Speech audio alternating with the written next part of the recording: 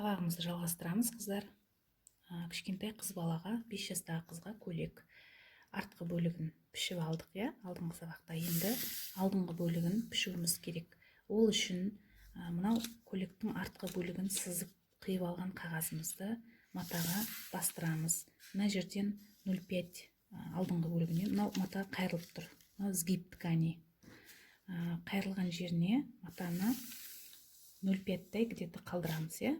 Өйткені алдыңғы бөлік бізде ылғида кішкене үлкендеу болады, адамның алдыңғы бөлігі. Тігіс сол кезде алға қарай шығып кетпеу үшін кішкене 0,5 қалдырамыз. Енді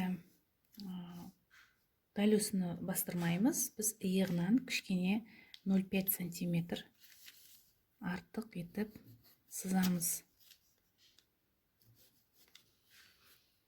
Және мойынның сызығын, мына жердегі нүктені былай қылып белгілеп қоямыз. Қазір оны басқаша ойық қылып оямыз, дөңгелек қылып.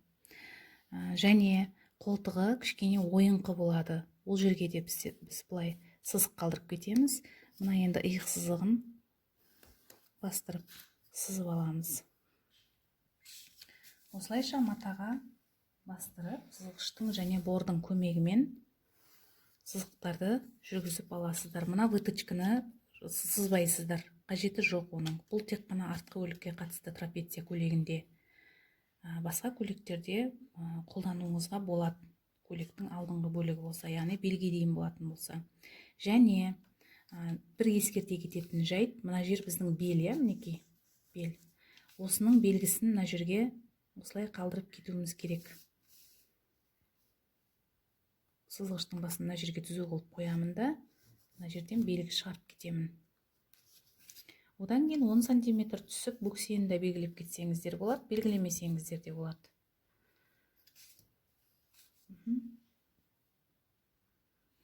Мінекей, мен енді сызып алдым. Қолтық ойындысын ондай сәл ойыңқы қыласыздар.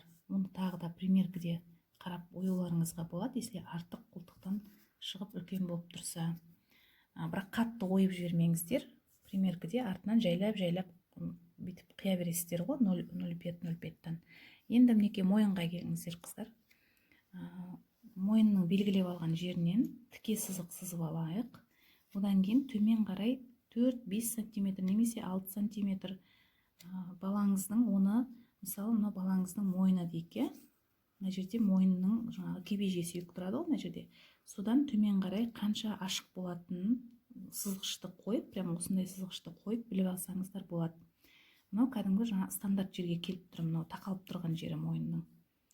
Мен оған, мінекей, сәл ғана ашық тұрады. Тақалып тұратын жері 3 сантиметр болады, где-то 5 сантиметр қылып ашып алдым.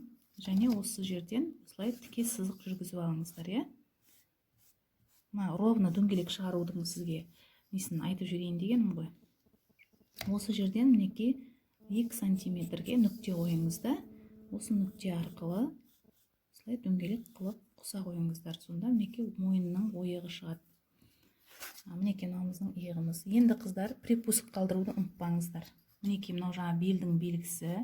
Бұл жерді кішкене ғана қайшымен былай қиып қойсаңыздар болады, кертік қылып.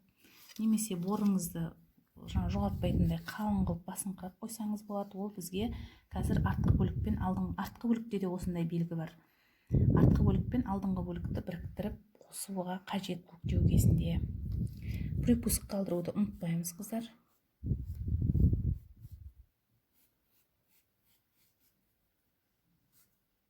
Припуск дегеніміз мынау, яғни қайшының қиып алатын сызығымыз, мынау тігіс сызық, Енді жаңағы мына жердегі борларымызды қанық қылып, арғы бетке жаңағы ұрып түсіру үшін қанық қылып бастырып алыңыздар. Мінекей жаңағы екі бөлікті қостық, алдын артын, және сызықтар арқылы, жаңағы белгі арқылы біздер бір-біріне көйлекті қосып, булавкамен қыстырып аласыздар.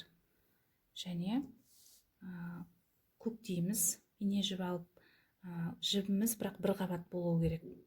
Бір қабат жіп жарайды, және негізі көктегенде түйіп алмаймыз жіптің ұшын. Өйткені машинаға оны тіккен кезде мынау кергі жасайтын болады. бірақ сіздер бірінші үйренушілер міндетті түрде түйіп алады, өйткені примерка жасаған кезде жаңағы не істеп алады, сөгіліп кетеді да көбісі. Сөйтіп қиналатын болғандықтан сіздерге жаңа түйіп қойып көрсетіп жатырмын. Яғни түймеген кезде біз қалай тігеміз? Түймеген кезде мінекей жіпті ұзын қылып қалдырамыз, до конца апармаймыз. Мысалы мына жер түйіліп тұрған жоқ. Осы жерді негізі көктеудің ережесі осылай қыздар. Мінекей мына жерді 2-3 рет қайтарамыз. 2-3 рет кейін қарай алып қайтарып тігеміз. Сосын барып кәдімгідей осылай көктеу жұмысын жүргіземіз. Қыздар, мінекей мына шетін көктейсіздер, міне иықты, 2 иықты көктейсіздер. Яғни 2 жаны мен 2 иықты көктеп аласыздар. Сосын барып машинаға жүріп, то есть машинаға салмай, көктеп алған 2 жаны мен 2 иығын көктеп алғаннан кейін жаңағы кішкентай қызыңызға кигізіп көресіз.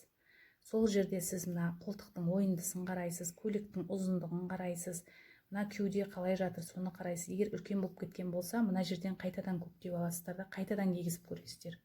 Иығын қарайсыздар, мойнын дұрыстап аласыздар, анау-мынаусын бәрін келтіріп шешіп, қайтадан дұрыстап алып, қайтадан кигізіп көріп, әбден нормальный болған кезде барып машинаға тігесіздер.